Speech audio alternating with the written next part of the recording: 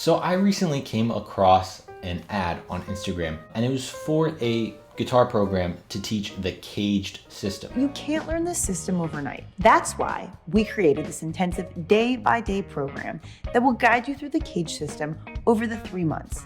That's the commitment it takes. 3 months. 3 months. 3 months. Now you're probably familiar with the CAGED system. If you're not, I'm going to teach it to you today, as well as some of the clarifications that I would make and some of the issues that I have with that system. But in this ad, they were basically telling you that they'll teach you the CAGED system in 3 months.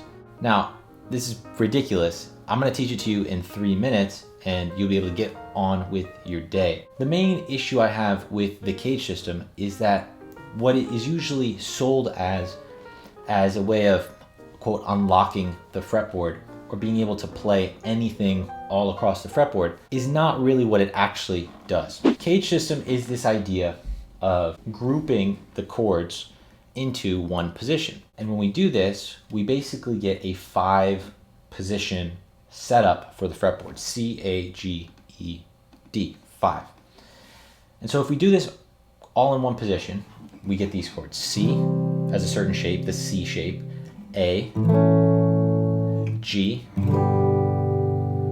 E, and D. So we can play all of those chords all within this first position. The next step of this is to say, okay, well, what if we use those same shapes, so the C shape, the A shape, G, etc., but keep the chord as C? What it does is it moves us up the fretboard. So we have C shape. The A shape, using like these 3, would be these 3 notes, but we can play it like a C chord here, or like standard bar chord. So that's the A shape of C. The G shape would be like this. We're gonna play the chord like this. When we normally play a G shape, that 4th and 3rd string are open, right? We don't have to actually fret them, but that's the same thing that's going on here, right? You don't actually need to play it like that, but that's the shape we're looking at. Those are the notes we're looking at. So that's G, right? For the E shape, this would be like our E, or what you might think of as like this bar chord shape is this one. That's the E shape moved up. And then our D shape is this little guy, which you could probably play like this. Okay, so that takes us to see all of these positions. And what a lot of these guys will talk about it, and I've even seen a bunch of recent CAGED videos get posted, is talking about how knowing that then unlocks the fretboard, because in any position, you should be able to know those notes of those other chords and it'll let you improvise freely. There's a lot wrong with that idea. Main thing being that improvising or creating melodies is not just a matter of connecting one note from the chord to another note in the chord. There's a lot involved with vocabulary, creating ideas, building off ideas that you've heard and learned, not just like a mathematical or linear approach of like this chord tone then connects to this chord tone. That's involved, but there's so much more to improvising than just being able to see the chord shapes and just from there all of a sudden they make the leap that then you can improvise freely. This is just not true. What it does help with though is that it is helpful to understand and see that there are 5 general positions on guitar. And when we're talking about jazz, we can use a sense of the CAGED system, keeping these shapes but making them 7th chords, chords that we usually see in jazz, like major 7th, minor 7th, dominant 7th. So what if we did the CAGED system, but instead of using C triad, we used C major 7? Well, we would get these chords, right? We'd have C major 7. This one right here becomes C major 7 like this. The G shape that was like this, we would do C major 7 like this. The C major that's like this, the E shape, we do it like this. And lastly, the C that we have here, we just lower that C to B, and we get C major 7. So these are the shapes for what we think of as a jazz progression, C major 7. So for each of these, what would really be helpful to make sure that you know your 5 positions. And I think about them as 5 position studies.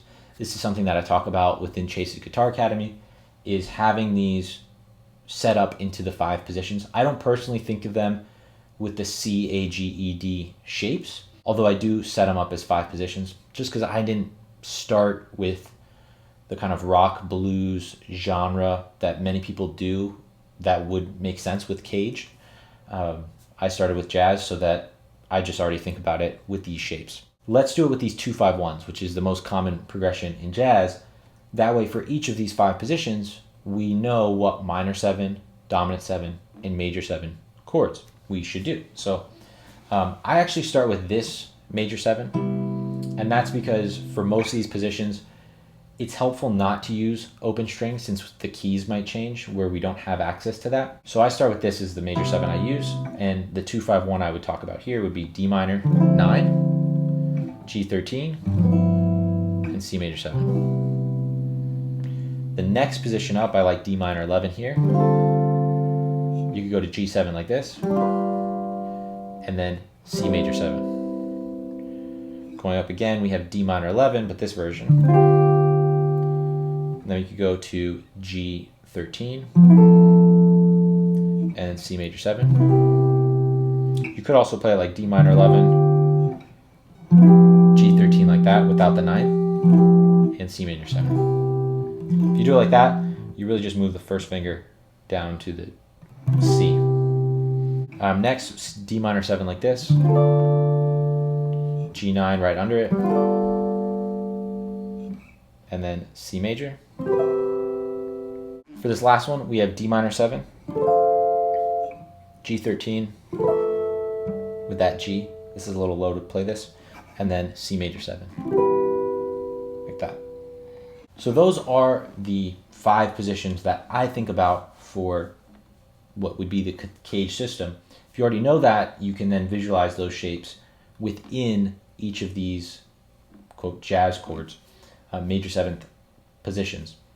And once you get that as your basic framework, what you want to do is then any knowledge that you start acquiring, whether it's 2-5-1 lines, licks, other chord voicings, etc., you want to overlay those into the position that they're connected to, right? So if I have, let's say, this C major 7, and then I know this arpeggio, and then I see that that leads me into this other position, I go, oh, cool. So anytime I'm here and I have that shape, it leads me to that one. So then say we're on, let's do F major, like here. I know I have that same exact shape that leads me into this same shape. So it gets you thinking and visualizing the shapes more than worry about like each specific note, which is helpful if you're in tricky keys, unfamiliar keys. That's very helpful. So one of the next things I'd suggest is for each of these positions, learn some 2-5-1 lines. And one way you can do that is check out my video right here, which is the most important 2-5-1 line you should learn. And we do that in the 5 positions. And so you can check that out. Thanks for tuning in, guys. I will see you in the next video. Enjoy. But stop watching CAGED videos that are like 20 minutes long. Like, for real. I couldn't stand it. Ugh.